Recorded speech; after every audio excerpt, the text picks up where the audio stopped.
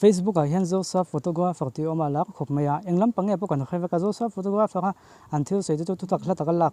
ngai lem lawang chi khania film thu group ban yama ko chu mitam takin he group kalphung hi anlo sei to thina a follow de umangi a tin a sei chengam che silowin film thu group ani na anga hianin han soya han ti waka kha agem le che box silo thu tak hla tak lak chi ni box silo ma ko chu hemi chungchang a hianin mitam takina an soite kan ngaihthlak atang hianin thu hote comment han siam bel ve thain ka khia in ngai dan niam comment lama han lo sei taula atlang point zo sa ba chuan ka khia so lo chuan thilan posa an khel an chip ta thrin ani chuta chuan atlang puin mi puina an lo khriat tam deute khang te kha khela lo thina tin thalak ni zo thlak le tu te mo che chedeu lai ne mo fu lo deu lai te po tak lan thei tho ne ya a tamang a ho chen khriang chuta chuan ka kon soi du bi ka chuan mi zo te zinga zai thiam kan na ya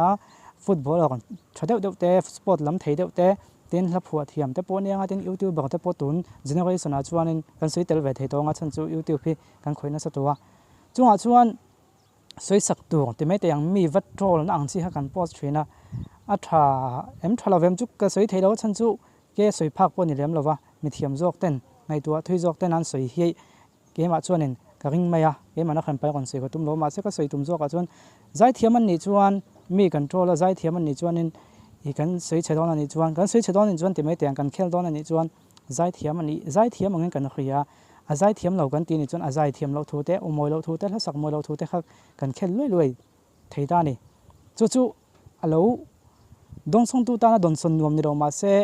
a ka tiang kha alo tong thang to ni chuan in tu tianga so e tui ro na mo mut tui ro na mo eng ma thlen dem lo nga mi pa nga ya chuan mi khin kan in ang vek lo ma ko chu nol pu yang in han soi tai la tin in ngaihthlak kan lo posta in ngaihthlak lo zia mo kha tiang kha kan soi ni pon kan deu wa kan ni pon hinga mo chena chu tianga thel poi po ani chuang lawang a nam dang te zinga po tiang chu thleng tholom kan ti thei ni chan chu mi puina kan khriat na khani tlat ta ama ko chu mi ni ta lem lo chu thil dang om ta ni mi mal nun khel sak hi om thrin ani chu tam tak chuan a ho kan la ti tho mai theya han ngai to tho chu na ho ang nga ma ko chu kan nau jok te generation on omjel tu te na an chin chho tan chuan adu om wakin ka felowa tin he ke midang a chun te khin thu kan mang lo me nga chan chu in ngai bel te inga model te om thei ta kin ke ma te khin thu kan mang me nga ke chu YouTube kan ti thuina kan kan record ta tin kan mail te po alang fowa tin inga mo kan soi thrin ta ni khata khanin zo sa pa khan ron po sin ron ta se kan mail ni phung te ka thil soi thrin dan te ko ori ka hemi ka voice te soi serin khelin film tu thonan mang chiam ta se ke ma chuan chu tianga mutui lo nai mo ka tianga huat na tur te hlue kha om lem lo mai theya chan chu ka tiang kha chu kan mi pui ma kan in pho chua dan ani ya khami reaction kha om lo thei dawa chu kan lo don son tur po ani rai sin oma mi pui zong hi mi soi se lo tu kan in thunun thei mi si lawa ama ko chu tiang ni to mi lo kan mi mal nun enting an enteran tu na nu pui ka lo nei lo ta enting na me mai nu pui ka nei lo chan te kha zel dinin emaw entin tin emaw dot mulhum deuh khan chu wang chu lawm ti ten ron ti tawak ta se ke ma ta han anuam ta lo ni tun ma ka ton to midang ton to po soi tu ta ma ko chu midang ka soi chuan engemaw dik lo om theya ke ma ken soi le mai nga tun a ri deuh tuwa tun ma ka ton to soi thain ka khria YouTube thowa hin ani ya video pakhat ka siama ka video pakhat comment a chuan ti hian ka mu ni inga ne tu na ka thil so yang tho hi engemaw motivation ala mo ka tiang inspiration lampang chi ka personality development lampang chi ka soina video wa tho khania comment pakhara chuanin nang hi hetiang henin isoi thina ma ko chu invenga chuanin in khotlang khoi tu ten ani chu hriatthiam ngai mi a deuh hlek le ma hriatthiam ngai phut khat deuh an ti che karin lo dei lo ne chu tiang chu i lo ni mo ti kha a on comment ani chu ka voi kha chiang na ka chuanin a ho ka tia a chan chu kan en liam mai ta ma ko chu kha comment a kha ka video en tu zong khan comment chiang zong khan an chiang tel ve ta tlat mai ni ta khanin tam tak khan an kha thiam lo ta awamak ve an tiat thlen khat lo oi to kan om lo thei lo wa chan chu mi pui hete zo za ya chuan phone call ka donga chu tiang kha tiang chu ni em ni tin tul lo de wa khan kan in soi fi amol mol mai ni a to pa phe chun comment a khan comment chiang tu te na ke ma min kon contact khek lo wa I an khria theina turin reply na khan ka reply ta mai tha lem na zia de wa ka tiang ni chun khatiang ang si tak khani poi ka ti chu tul lo wa hianin a buai ngek theya ning kan sei le mai boka nga mi pui hi kan film khro hengai khop maya he phe chu cái sợi nó phải lâu mấy thế tuần hay có về khát xin tụi con này YouTube cần tiệt tiệt khan sáng thì là xóm bát sợi cùng tiệt khan cần tiệt về lốp pa cho bát thiên sa cần thang chắc cần về hình khop mấy bác thà cần thèn chậu cái chuan subscribe bác nuôi khát lệ sinh ngã cần cái chậu đón đẹp mấy nè cái tiếng cần vung chậu lại tắc mày khan cần content akha YouTube pina phallo thira ni wangin a gon cheta dei maya ama ko chu kam voi khaton na ne kan khathiam lo khop maya ta chuan mindu saktu tak tak ni omalang ho khan agai to sang ni la som pasari dei ni to chu wang chuan ka soi lang ngam chu ni mindu saktu om tak tak khan thi hianin message sa min kon khil ta su sop mai ni whatsapp group pa te pon yang I channel chiat chan ha kan khian kon tia khati lai khan eng vak ma kan la khasirong ating ya kan ti khan I YouTube bạc riêng ai hiếm mi report ching anh mà mi channel report ching anh mà chú chun mi a report thuyền na I channel po hi report anh yang chú vang cho nên midang channel po report at channel to I channel po hi at chiani tin mi pakhat mai po ni lovin anon ti deu sup mai ni chú tu channel ngai kan ti chon tun hen kan soi nga nu za thla kan ti mai the cho vak te hi ya cho vak te po ke ni ai chung kha te lai pe chung ke ni ai chun an sang dei to an vung chho khop mai ya khati lai khan mi na min khil dana chuan cho vak de hian in hetianga mizo channel khala tamlo ne khati rai chuan a sombok vel lek ba kan ni ro mai theya hetianga kon ti chove hi ati theilawa fingde win a report kwal thina ni an kon tia min kon thana an han soya khatianga mi pakhat mai pon ni do wan min kon khilwai loi kha chuanin ani om te takia ka te ka oi manani kanin puang nei chu ko ya avanti o manglove o tianga in ti ta chu mizo ta chu namdang kan loi report ani chon thu kan ne mizo hetianga in ti te chu ka te ka lung oi ro ang ren khop me ma ka chu ka sei chuak lam lova I kangoi me a chan chu channel dang kan siam le da kan theitop pengam be ta ama ko chu thil kan khe chho zela khatianga in report awanga chia poni lova thil ni phung khim YouTube ni phung te kan khia phallo thil copyright claim te kan ti chuan kha copyright claim ha voi thum claim kan ton chuan kan channel te kha top theya ti te kan han khe chho ta ni chu ta chuanin a khei do fan hu khan khang min khil tu te chu sei kha dot ve kan ni ti te ka khe chhowa cho vak te chu tengin tu ma ti ngai lo ti te khang zong te kha ka khe chho le vek tho ni chuan han ngai do taw la khati lai khan loin sum han lovin a channel thong kha siam lai khan en ka lung oi lo thu khan au chu pui tai ra then ka ta the pe chuanin ka au chu pui an ming sei tel lovin au chu pui thuk tho te pok nei man ani chan chu ka ngai tu na min khal dana kha dik ta lo lu tu ka ke ma min du sak ta deu tu ni lang khan kha tiang kha min kon khil ta ni chu fu lo khop me a chu mel ma kan chang tre pa ni chu ama phe chu na kha mi lo nga tun thlengin memal tak phe chu kan lai kha chuang lo ma chu enga mo chen na kha ka mu dana dik lo manani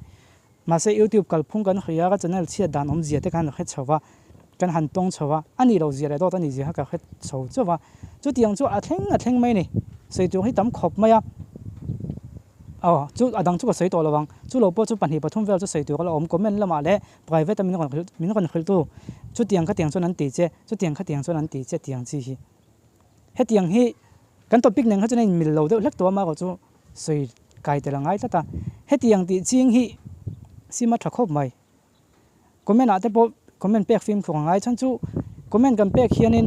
mina zong in kan video en zong zona comment chiang han lo chiang ve kani tam takin an khathiam vek lo atak taka moti ten om chu I mi ang mang lo le hriatthiam ngai mi buluk deuh emaw min tia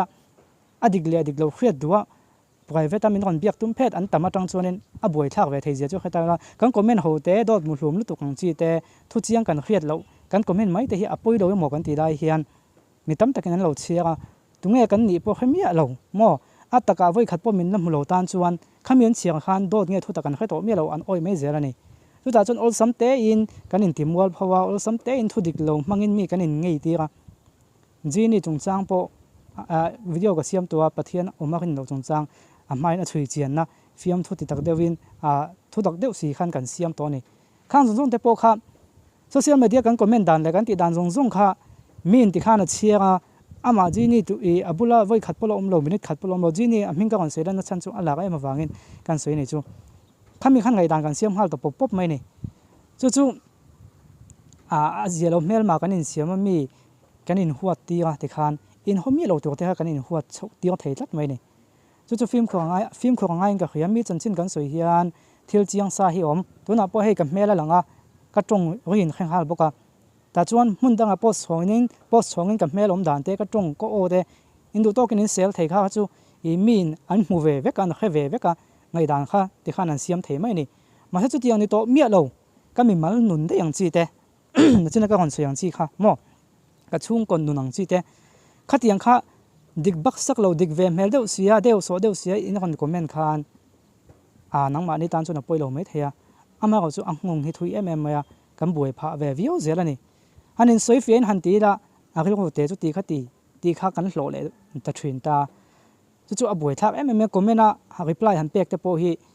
tam tak chuan in ril ko tet nai mon ten tia ama ko chu tuna ka soyom ke ma chung ka reply zel tho chan chu i atul na ka khia kan reply lo chuan in private min ron zo ta engamo chu tiang chu lo ni mo han ti hu ke ni pona kan voi khat khiat nang chi ang hi om fo thina ni chu ke ni mai apa om phei chuan in milak zok le tle ma lo ma so zok a phei chuan om na sa thei tu je chuin khathiam anga he tiang thil hi kan tam tak chu nam pal liam mai a soi ena pon en nem lova ama ko chu mi pui te le hemi video kon en chun chuan khe veula thain ka khia thil hi aboi thak ve thei rewa in kan comment hote wang te hian le ma thil kal fulo de omani chuan hei tu nge ti hei tu ti chuange ti a tum lo thlenga boina zo ka lu te po thil om thei nia in soi thai ni lovin ram danga te chuan a thleng fowa ama ko chu ke ni ama chuan mi zo hi kan fela kan hol ko zau tlang puya i chu wang chuan hanin ti we hi kan a thleng me lo ni a thleng ani pona ko kin tu te mo an lo in khinga an lo in ti fela ni maya ama ko chu hei chu ngai tu chian chu ngai kho pin ka khia inge comment lamai ngai dan te lo soi tawla mi kan soi sel don ni pon midang ke mani khengai mi lovina an lo chiara ngai dan dik lo an siam hal thei tu ang chi hi chu ching tam lo la thain ka khia kan din hun te kan nun zong te kan nu pui pasal chung chang te kan chung ko chung chang te enge kan lo dai to wa enge kan lo ton to ti khemia lovina ngai dan dik lo an siama dot mu hlum de wa min sei zui thei hal tu ang chi hi chu ti lo tha khop mai tin mi soi kan khrian ni pon adik nge yem ti kan proof lo chuan soi chhon lo hi thani kan soi chhon khan thodik lo the da tu te jinga kan tel tho ni hi film khuranga ya wen ai nang hong hi thui ne ya ton tu ma te chuan ke ni chuan hong thui wak ala nge nang hong thui tu khopin bo wa kan la nei wak lo hom phim ama ko chu du ai hong thui hi thelom thei ne chu mi pui te kan tum lo da win film thu mai lom ti emaw kan ti la ya boina lian zo ka kan ta lu lo na tu rin da kan ta lu theina tu khamia kha kan lo in ven ngai ne ka ti na nei chu wang chuanin thil chiang sa hi oma min an lo mu pon ani him bolen ti ve thei mai tu hi oma chu tiang ni mi lo min khangai mi lo le i nge nang tunge kan i po khangai mi lo na ngai dan dik lo an lo siam theina tu ang chia thu kan khela kan ti wak hian he ta mi pakhatina chia mi pal avoi thum voi ri na chuanin atak tak na kal vek to avoi khatna fiam thu kha avoi ni na atake mon ti avoi thum na voi ri na chun tak angina kal to wa ke maning kan lo khre ve mo chon awamak ve chu tiang chu lo ni mo kan ti hu zok thina ni chu tiang chu theng jing khop me tun tu ma hen chu mi chung chang chu ron soi thain ka khia ron soi ni comment la mangeng nge dan te lo soi taw la tin video dang a englam pangai kan soi yang ti te po lo soi tu kan som hal bok siu ni ole ka lo me